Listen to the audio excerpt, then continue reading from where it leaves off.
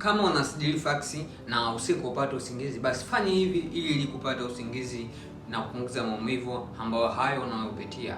Hakikisha kitanda chako unacholala au godoro lako, sehemu unapolala, kichwani kule nyanyua, hakikisha ni kwamba nyanyua, ni kama kitanda kilikuwa hivi, yani ilikuwa ni kwamba hivi flat, hakikisha unakipandisha hivi. Yani hakikisha kwamba ukilala kwamba haui hivi, unakuwa hivi. Na tumia mto au kitu chochote kichwani, itakusaidia kiasi kubwa sana kupunguza hayo maumivu. Na hakikisha unakula masaa 3 hadi 2 kabla ya kwenda kulala, na unapoamka asubuhi kunywa maji ya vuguvugu, kikombe kimoja cha chai, itakusaidia sana kupunguza hayo maumivu na kupata usingizi tulivu usiku.